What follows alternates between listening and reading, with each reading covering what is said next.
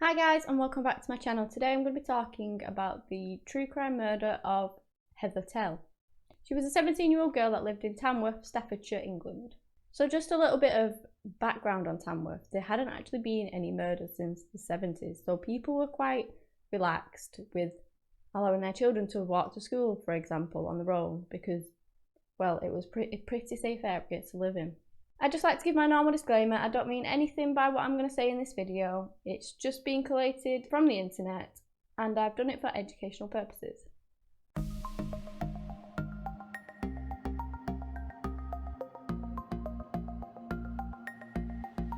Heather was a very positive, happy person. She loved to dance and she practiced this all the time. She even went to a dance studio.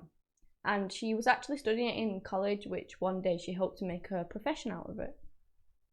On the 25th of August in 2000, Heather left her house at around about 8 p.m. to meet with her friend Lauren Ravenhill. They were supposed to meet at the Belgrave studio around about 11:30, and then they were going to go to the cinema to watch a film.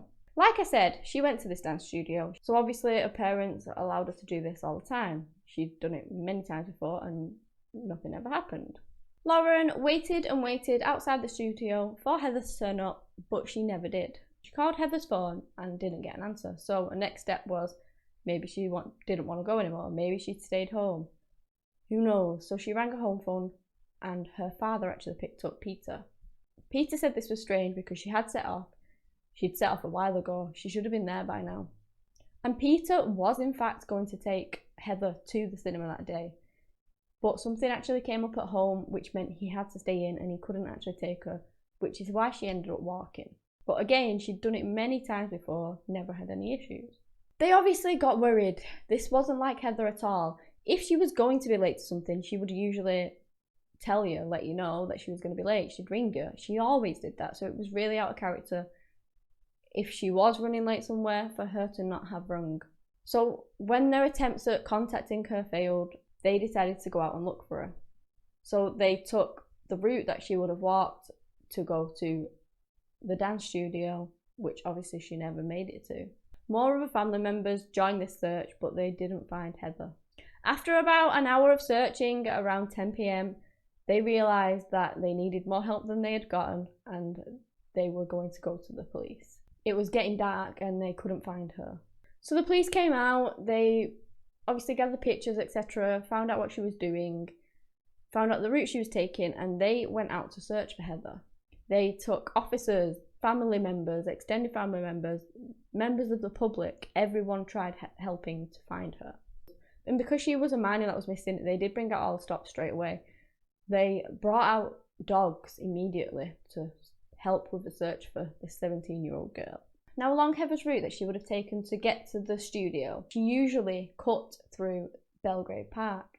So obviously, because it was shrouded with trees, bushes, things like that, and it was full of grass, this is where they made their main search. They did obviously search all along the route that she would have taken, but since she would have cut through this, and this was quite a big area, it even had a river running from all the way from one end to the other, this would be sort of the main focus. And by this point, they was pretty much searching the entire of Tamworth for Heather, and this went on into the early hours of the morning. And the next morning, when everybody woke back up again, there was still no sign of Heather. On the morning of the 26th, a family friend, Ryan Hooper, eventually discovered the naked body of Heather Tell lying in the undergrowth of Belgrave Park. And this was early the next morning. He obviously informed the police. They cordoned off the area straight away. And the missing persons case they were searching for just the night before had suddenly turned into a homicide investigation. It had actually been torrential raining all the previous night and the morning, so basically the police were really worried that any evidence that would have been left on the body had been washed away with the rain. So obviously they erected a tent straight away. This did preserve the body from the continuing rain, but anything that was on it overnight was probably not there anymore. So because her body was found naked, this immediately brought to their attention that it might have been a sexually motivated crime. Why, if not due to sexual assault or a sexually motivated crime, would you feel the need to remove her clothing? If you was just going to murder her, you wouldn't necessarily need to remove her clothing. Along with this, they could actually tell pretty much immediately that her cause of death was strangulation. She had a thin line across her neck. They thought that maybe this was done with something slim, maybe a piece of rope, twine, a shoelace even. And the line would have been made, obviously, as the pressure was being applied. So whilst the officers were working on the body in the tent, other officers were scouring the area, obviously searching for anything that could have been used as a murder weapon, any of her belongings, things like that. They even brought in divers to search the river, because maybe whatever they used as a murder weapon or any evidence that they had of themselves, bloodied clothes, could have been dumped in this river. So they obviously scoured that as well. Now, her earrings were found quite close to her body. It was thought that maybe they became dislodged or something when she was trying to fight off her attacker. They found her mobile phone on the path across from her, and I have read some sources that say it was broken. Some say it was broken, some say it was broken in two. I don't know which one is which, or whether it was even broken at all. So where the phone was found, it looked like it had been thrown away from her body. And when they actually looked into a phone record, they found out that Heather was actually desperately trying to call her father while she was being attacked. This was around about 8:41 p.m, according to her phone, and she'd actually pressed the button to ring her father, but the call didn't go through to the actual network. Therefore, he never received it. Now, if her phone was broken, this could explain why. So if Heather's frantically trying to ring her father, if she's seen somebody suspicious, or if he's actually trying to grab her, snatch the phone from her, either snapped it in two, launched it and broke it, and that is why the call never actually made it through. The police did interview her family, obviously, and friends, and they tried to find out basically if there was anyone that would want to cause Heather any harm. Now, the family knew, like I said, she was a smiley, happy girl. There was no reason in their eyes why anyone would ever want to harm her. So that's when it was believed that it was a crime of opportunity. Now, that means that he didn't essentially have Heather as a target from the start. Maybe she was just the first person that he came across, the first vulnerable person that he came across. Many people could have walked through that part that day, and potentially it wasn't within the age range that he was looking for. So someone a bit older maybe could have put up more of a fight, possibly, than somebody who was more vulnerable and a lot younger. And maybe that's why he targeted Heather that day when she walked through Belgrave Park. Maybe she wasn't able to fight him off so easily. As the news of Heather's murder spread, Tamworth basically went deserted.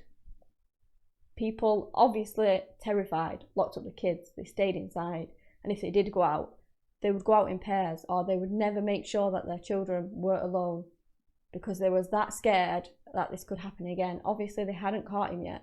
He could have been out there. He could have been waiting to do it to someone else. So they had to be safe.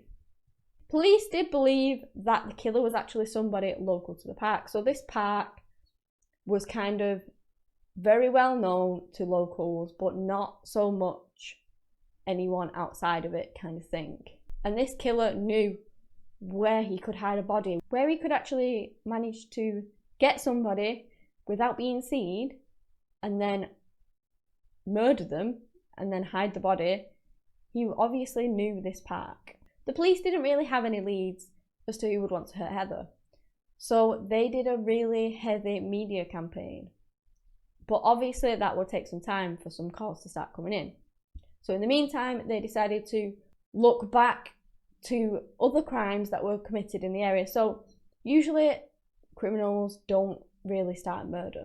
They kind of escalate, they build it up. So they might have started with crimes such as in a sexual nature, indecent exposure or rape, and then that might then eventually cascade into a murder. So that's where they started, but there were 150 of these cases to go through, so they had a lot of work.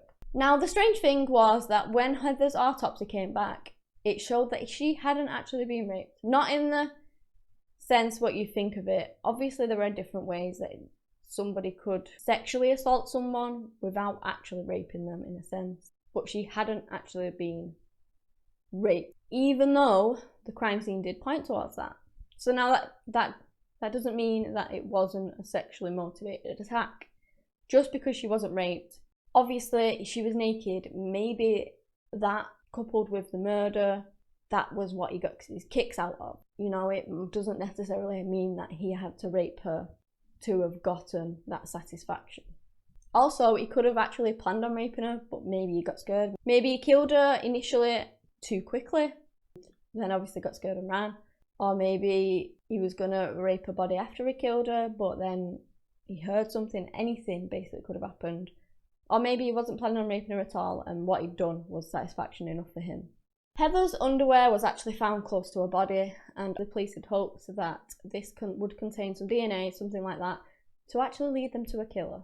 Now, as the test carried on her body and around the surrounding area, they found that what had actually been used to murder her was her own shoelace. And they began profiling this predator. Like I said, they thought he was local. Maybe he had an indecent exposure charge or a sexual assault charge. And they thought that maybe he was an older man. Now, with this rough profile, they took it to the media. They were hoping that somebody with information, maybe somebody knew somebody like that, or anything like that, would come forward and give them a possible lead in the case. Like I said, there was a lot of media surrounding this case, and there was a lot of support for Heather's family. When she had her funeral, there was 2,000 people attended. That just goes to show how many lives Heather actually touched and how many people loved her. And like I said, there was a huge media coverage. This came in really handy for the police. They put out appeals saying things like, could you, looking at this photo of this beautiful, kind-hearted young girl, knowingly harbour her killer? And well, these appeals seemed to work. Phone calls started coming in.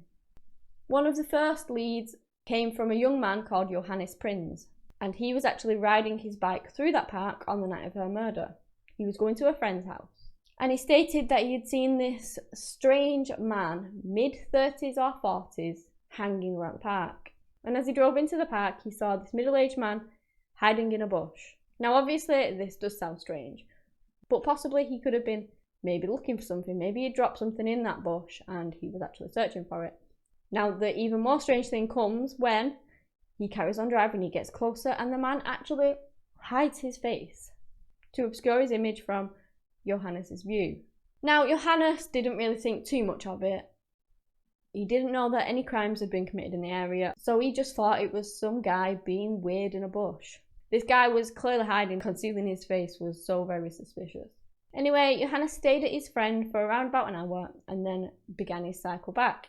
He cycled back past the dance studio, to which he ran into the man again. The man ran out into his path, and Johannes actually had to slam on his brakes and stop his bike dead to avoid hitting him. But this gave him a really clear view of the man, because he was then stood right in front of him, and he was able to give such a really good description about his looks, even down to the clothing he was wearing. And the timing of this really does line up perfectly with Heather's murder. So the police thought she was murdered round about 8 till 8:30 that night, and this man bumped into Johannes just after 8:30, so potentially he could have actually been the murderer. Another lead came in basically when a young girl confided in her co-workers that she was very suspicious of her own father in relation to this case. So she told them that he had a history of sex crimes, and when she was younger he was actually convicted of rape and spent 2 years in prison. And on the night of Heather's murder, he didn't come home. The next morning when he did turn up, he was soaked, he was dirty, and he was exhausted. And he didn't have an excuse as to where he'd been. She was very suspicious of him.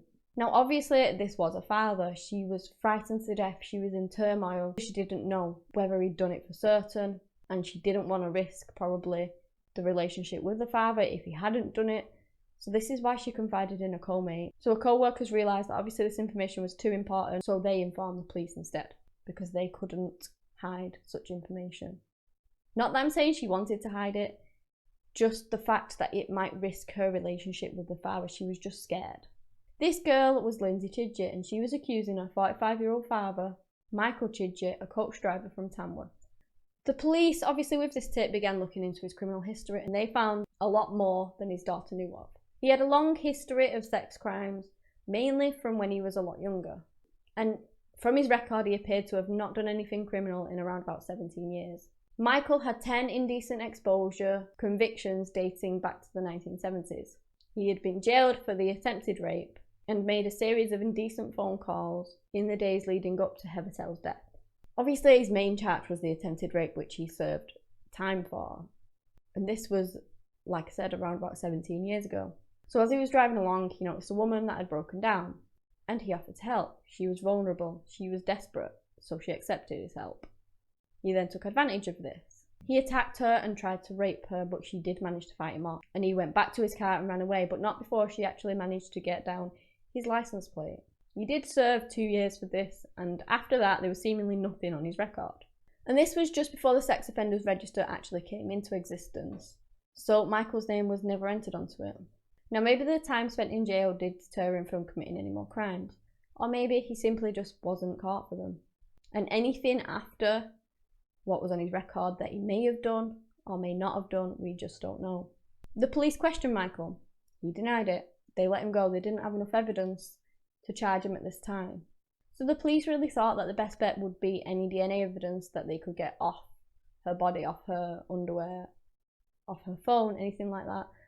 However, like I said, because of the rain, they were dubious as to whether they could get anything off them. Now, they used a fairly new technique at the time, which was called DNA profiling. Nowadays, we do have a lot better technology. It's 20 years since, so we are able to improve on how we obtain evidence now. But back then, it was fairly basic. So they did a test on Michael, a swab test on his cheek, and they got his DNA and tried to test it against anything that may have been on Heather. And they were hoping to find something, anything, just simply because the rain had washed it all away. And they did actually find something. They found a small sample of DNA on her underwear. They tested it, and it came back as, you guessed it, it matched Michael Chidgley. And because, like I said, this was profiling, it wasn't actually a DNA sample because of the technology they had. But even so, there was a 1 in 70 million chance that this wasn't Michael's DNA. So it was pretty certain that it was. Because of this, it was enough to arrest him and bring him in for questioning. He claimed to have gone on a walkabout for 48 hours around about Heather's murder. He told the police that he had nothing with him, basically, and that he was sleeping rough under hedges. He got soaked and dirty because of the torrential rain. Tidgy told police that he was wearing a blue t-shirt and black tracksuit bottoms with white stripes, and that he threw them away at a motorway service station. These were never recovered. If he was heading home that morning, why would you throw away your clothes? Yes, they're dirty. Yes, they're wet. Your clothes aren't that disposable. You go home, you wash them. Why did he throw them away at a motorway service if he was returning home the next morning? When the question arose as to why his DNA was on Heather's underwear, he came up with a story. What he said he usually did is he went to women's lingerie shops where they sold underwear. He would fondle these. It gave him a thrill knowing that this underwear would then be worn by women. Later on it would be purchased and they would wear it. And that's the story he came up with as to why his DNA ended up on Heather's bra.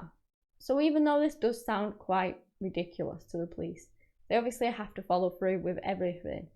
You never know, this could have been the case. Maybe she had only just brought this bra and Michael had fondled it in the store, and that's how his DNA did end up on it.